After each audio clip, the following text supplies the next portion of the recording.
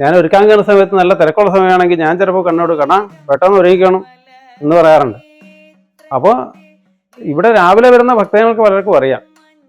ചില സമയത്ത് നമ്മൾ എന്തെങ്കിലും പറഞ്ഞാൽ പടപടന്ന് സാധാരണ ഒരു മുഴുക്കാപ്പി ആർത്താൻ സാധാരണ ഒരാളൊരു 20-25 മിനിറ്റ് എടുക്കുമെങ്കിൽ ഇങ്ങനെ പറഞ്ഞാൽ ഒരു 9 മിനിറ്റ് 10 മിനിറ്റ് കൊണ്ട് മുഴുക്കാപ്പ് കഴിഞ്ഞാൽ വെളിയിൽ ഇറങ്ങും.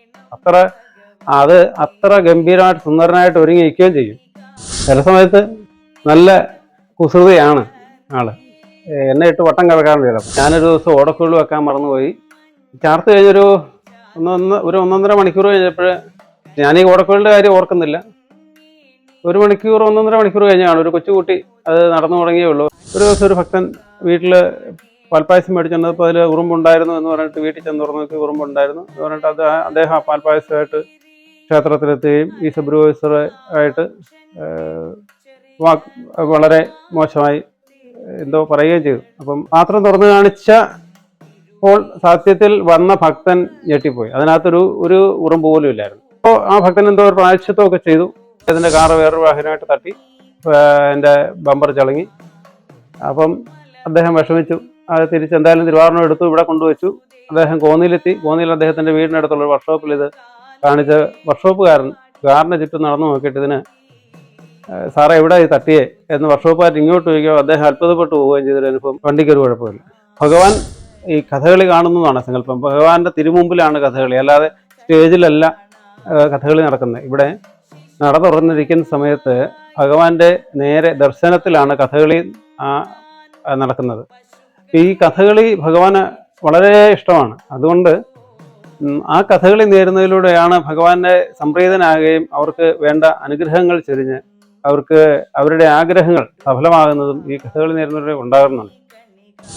ഏവൂർ ക്ഷേത്രത്തെ സംബന്ധിച്ച് പറയുകയാണെങ്കിൽ ഇവിടുത്തെ വളരെ ശക്തിയുള്ളൊരു കൃഷ്ണനാണ് ഇവിടുത്തെ കൃഷ്ണൻ.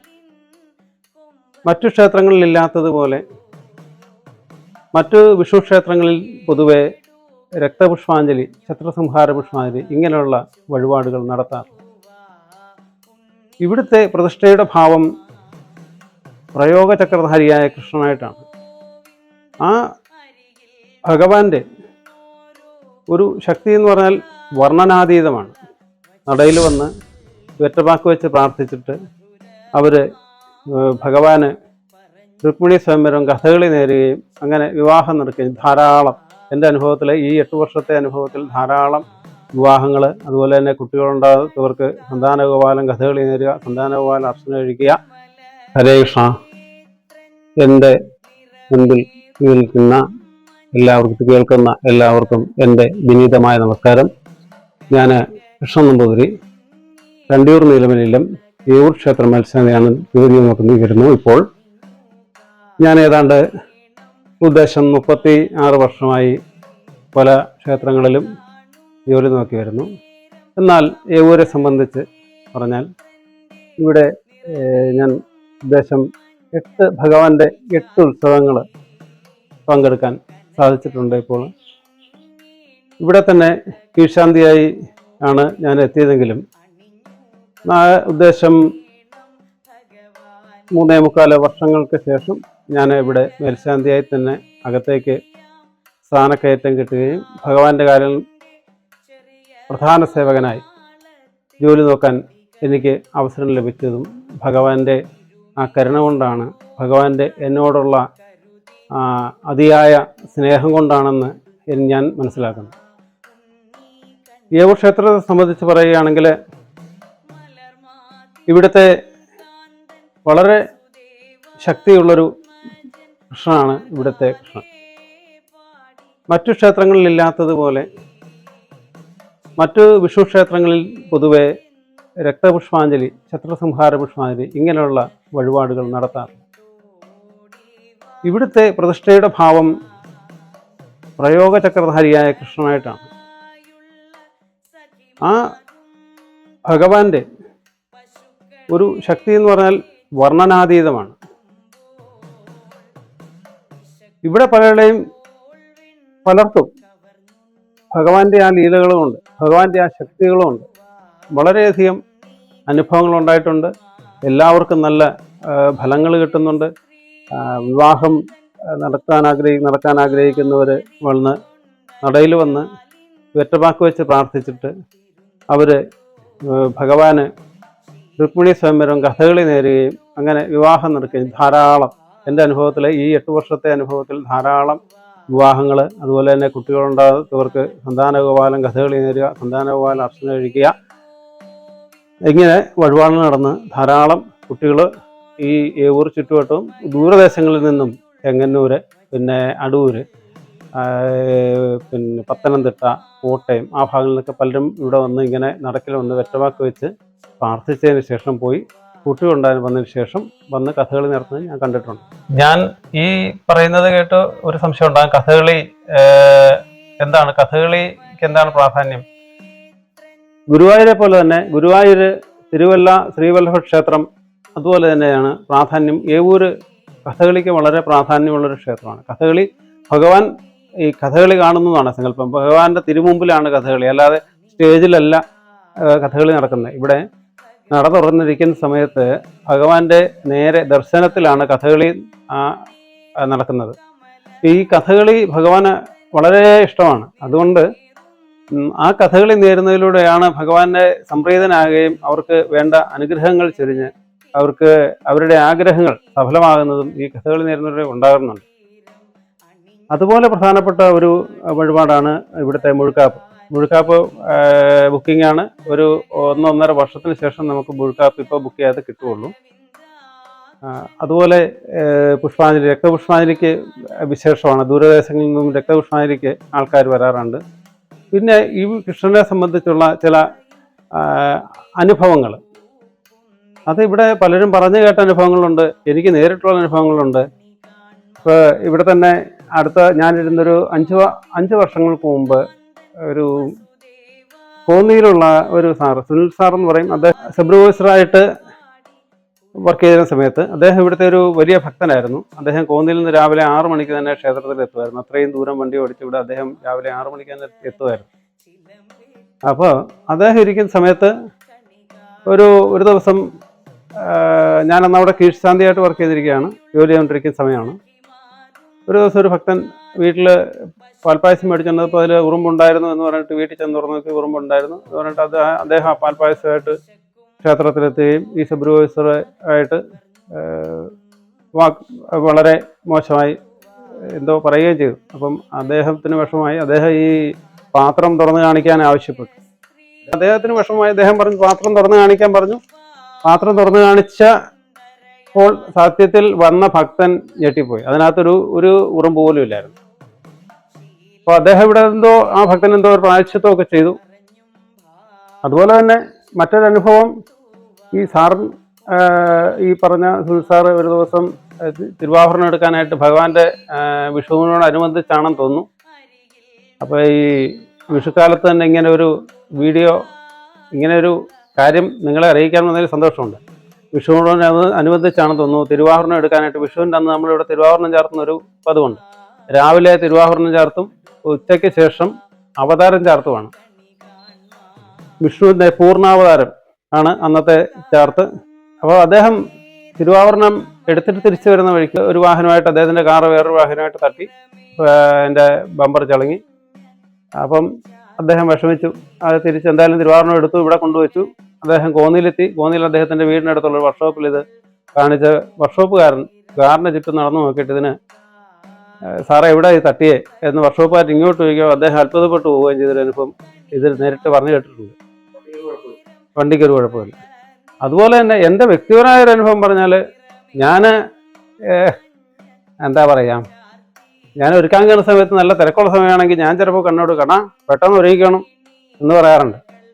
അപ്പോൾ ഇവിടെ രാവിലെ വരുന്ന ഭക്തജനങ്ങൾക്ക് പലർക്കും അറിയാം. ചില സമയത്ത് നമ്മളെന്തെങ്കിലും പറഞ്ഞാൽ പടപടന്ന് സാധാരണ ഒരു മുഴുക്കാപ്പി ചേർത്താൻ സാധാരണ ഒരാളൊരു 20-25 മിനിറ്റ് എടുക്കുമെങ്കിൽ ഇങ്ങനെ പറഞ്ഞാൽ ഒരു 9 മിനിറ്റ് 10 മിനിറ്റ് കൊണ്ട് മുഴുക്കാപ്പ് കഴിഞ്ഞ് ഞാൻ വെളിയിൽ ഇറങ്ങും. അത്ര ഗംഭീരമായിട്ട് സുന്ദരനായിട്ട് ഒരുങ്ങി നിൽക്കുകയും ചെയ്യും. എത്ര അലങ്കരിച്ചാലും മതിവരാത്തൊരു കണ്ണനാണ് ഇവിടുത്തെ ഏവൂരെ കണ്ണൻ. എനിക്ക് വളരെ എന്താ പറയുക, ഇത്രയും കാലം ആ ഭഗവാന്റെ പാദപൂജ ചെയ്യാൻ ഒരവസരം കിട്ടിയത് തന്നെ എൻ്റെ മുജ്ജന്മ സുഹൃതമാണെന്ന് തന്നെ ഞാൻ വിശ്വസിക്കുന്നു. അതുപോലെ എനിക്ക് പറയാനുള്ളത്, പിന്നെ ചില സമയത്ത് നല്ല കുസൃതിയാണ് ആള്, എന്നെ ഇട്ട് വട്ടം കറക്കാറുണ്ട് ചിലപ്പം. അപ്പോൾ ഒത്തിരി സമയം ചിലപ്പം മുഴുക്കാപ്പി ചേർത്താൽ ഇത്ര അലങ്കരിച്ചാലും അങ്ങോട്ട് നമുക്ക് മനസ്സിന് തൃപ്തിയാവത്തില്ല. അതുപോലെ തന്നെ വേറെ അടുത്ത ഒരു 3-4 മാസം മുമ്പുള്ള അനുഭവം, ഞാൻ ഓടക്കുഴൽ വെക്കാൻ മറന്നുപോയി. എന്നും ഒരു ഓടക്കുഴൽ ചേർന്ന അതുകൊണ്ട് മുഴുക്കാപ്പി ചേർത്തി എല്ലാം അലങ്കരിച്ച് മാലയെല്ലാം ഇട്ട് ഞാൻ കുറച്ച് നെറ്റിക്ക് 3 പൊട്ട്, കമ്മല്, കടുക്കൻ, ഇങ്ങനെയുള്ള എല്ലാം മാലയും നെക്ലസും ഒക്കെ ചേർത്ത് ഇത് കഴിഞ്ഞിട്ട് ഒരു ഓടക്കുഴലും കൂടെ വെച്ച് ചിലപ്പോൾ ഒരു മയിൽപ്പീലിയും വെക്കുന്നത് അതുകൊണ്ട്. അപ്പോൾ ഞാനൊരു ദിവസം ഓടക്കുഴൽ വെക്കാൻ മറന്നുപോയി. ചേർത്ത് കഴിഞ്ഞൊരു 1-1.5 മണിക്കൂർ കഴിഞ്ഞപ്പോൾ, ഞാൻ ഈ ഓടക്കുഴലിൻ്റെ കാര്യം ഓർക്കുന്നില്ല, 1-1.5 മണിക്കൂർ കഴിഞ്ഞാണ് ഒരു കൊച്ചുകുട്ടി അത് നടന്നു തുടങ്ങിയേ ഉള്ളൂ, സംസാരിച്ച് തുടങ്ങിയ ഒരു കുട്ടി. അപ്പോൾ ഈ കുട്ടി അവിടുന്ന് അകത്തോട്ട് നോക്കിയിട്ട് കുട്ടിയുടെ അമ്മയോട് പറഞ്ഞു, അമ്മ കണ്ണന് ഓടക്കുഴൽ വെച്ചില്ല എന്ന് പറഞ്ഞു. അപ്പോൾ അന്നേരം അവിടെ ഒരു ടീച്ചറുണ്ട്. ടീച്ചർ പറയും, ആ കുട്ടി അത്ര ശ്രദ്ധിക്കുന്നു ഭഗവാൻ എന്ന്. അതൊരു വല്ലാത്തൊരു അനുഭവമാണ്. കുട്ടിയെ കൊണ്ട് ഭഗവാൻ പറയുകയാണ്. അപ്പം അതുപോലെ പല അനുഭവങ്ങളിലും ഈ ക്ഷേത്രമായിട്ട് ബന്ധപ്പെട്ടുണ്ട്. വളരെ ശക്തിയുള്ളൊരു ദേവനാണ് യവൂരെ കൃഷ്ണൻ എന്ന് പറഞ്ഞാൽ. എൻ്റെ സ്വന്തം അനുഭവത്തിൽ തന്നെ വളരെയധികം, ഞാൻ ഇത്രയും ദീർഘമായിട്ട് മറ്റൊരു ക്ഷേത്രങ്ങളിലും ജോലി ചെയ്തിട്ടില്ല. പരമാവധി 4 വർഷം 3.5 വർഷം, അത് കഴിയുമ്പോൾ അവിടെ നിന്ന് ട്രാൻസ്ഫർ ആയി പോകും. എന്നാൽ ഇത് അതൊന്നുമല്ല, 8 ഉത്സവങ്ങൾ തന്നെ കൂടാൻ പറ്റി. അതുപോലെ തന്നെ ഇവിടെ ഞാൻ അഭിഷേകം രാവിലെ തുറന്ന ഉടനെ എണ്ണയാടി, അതുപോലെ ഇഞ്ച ഇട്ട് നല്ലോണം തേച്ച് അഭിഷേകം പാല്, കരിക്ക്, പനനീര് എല്ലാം കൊണ്ട് അഭിഷേകം എല്ലാം കഴിഞ്ഞ് ശംഖാഭിഷേകം ആദ്യം എണ്ണയാടി ഇഞ്ച കഴിഞ്ഞ് കഴുകി വൃത്തിയാക്കിയതിന് ശംഖാഭിഷേകം കഴിഞ്ഞ് പിന്നെ പാല്, കരിക്ക്, പനനീര് ഇതെല്ലാം അഭിഷേകം എല്ലാം കഴിഞ്ഞ് ഒരു ത്രിമധുരം നേദ്യവും വെണ്ണയും കഴിവൊക്കെ ഉണ്ട്. കദളിപ്പഴ നേദ്യം, ത്രിമധുരം, വെണ്ണ ഇതെല്ലാം ഉണ്ട്. തീർച്ച ഒരു ദിവസം ഞാൻ വെണ്ണ കയ്യിൽ വെക്കാൻ മറന്നുപോയി. അത് ഒരു കർപ്പൂരം കത്തിക്കുന്നതിന് മുമ്പ് എനിക്കെന്തോ പെട്ടെന്നൊരു തോന്നി, കയ്യിലിങ്ങനെ തപ്പി നോക്കിയപ്പോൾ വെണ്ണയില്ല.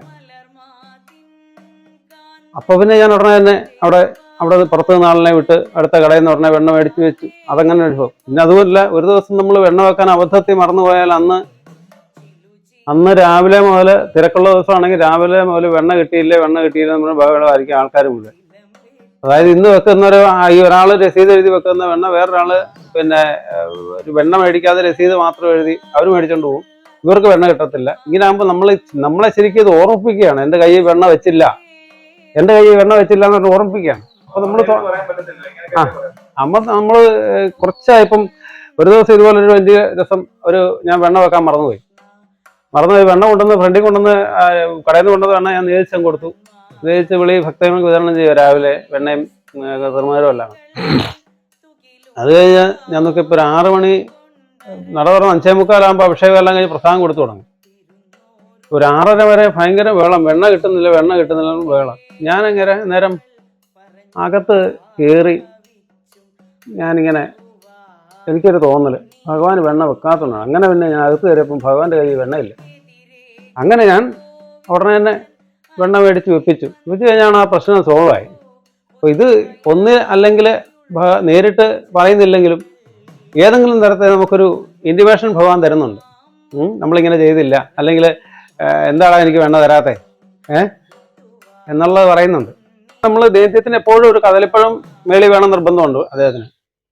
എന്നും രാവിലെ പിന്നെ എതിർത്ത പൂജ, വിഷപൂജ, പന്തീരടി പൂജ, ഉച്ചപൂജയ്ക്ക് മാത്രം വേണ്ട, പാൽപ്പായസം അതിനകത്ത് വെക്കാറില്ല. അതേസമയം എതിർത്ത പൂജയ്ക്കും വിഷപൂജയ്ക്കും ഉച്ചപൂജയ്ക്കും പിന്നെ അദ്ദേഹത്തിന് ഒരു കദളിപ്പഴം നിർബന്ധമാണ്. നെയ്യ് വേണം, വെണ്ണയുടെ പുറത്ത് നെയ്യ് വേണം, കദളിപ്പഴം വേണം. പിന്നെ വെണ്ണയല്ല, നേദ്യത്തിന്റെ പുറത്തൊരു കദളിപ്പഴവും നെയ്യും, അത് നിർബന്ധമാണ്. അതില്ലെങ്കിൽ അന്നേരം ചോദിച്ച് മേടിച്ചോളൂ. നമ്മുടെ മനസ്സിൽ അന്നേരം അത് തോന്നും. ഇവിടുത്തെ ഭഗവാൻ എന്ന് പറഞ്ഞാൽ ഞാൻ നേരത്തെ പറഞ്ഞിരുന്നു, പ്രയോഗചക്രധാരിയായ കൃഷ്ണനാണ് എന്ന് പറഞ്ഞാൽ അവിടെ രക്തപുഷ്പാഞ്ജലി നടത്തുന്ന ക്ഷേത്രമാണ്. രക്തപുഷ്പാഞ്ജലി നടത്തുന്ന ക്ഷേത്രമാകുമ്പോൾ തന്നെ നമ്മൾ മനസ്സിലാക്കണം, ഈ എന്താ പറയുന്നത് ശത്രുസംഹാര ഭാവത്തിലുള്ള ഒരു വിഗ്രഹമാണ്. അതുപോലെ ക്ഷിപ്രപ്രസാദിയാണ്, അതുപോലെ തന്നെ ക്ഷിപ്രകോപിയാണ്. ഏവൂരെ സുഹൃതിയായ ഭഗവാന്റെ ഭക്തന്മാർക്ക്, കണ്ണന്റെ ഇഷ്ടപ്രിയ ഭക്തന്മാർക്ക് എല്ലാവർക്കും ഭഗവാന്റെ കൃപാകടാക്ഷം ഉണ്ടാകട്ടെ എന്ന് പ്രാർത്ഥിക്കുന്നു. എല്ലാവർക്കും എൻ്റെ വിഷുദിനാശംസകൾ. നന്ദി, നമസ്കാരം, ഹരി ഓം.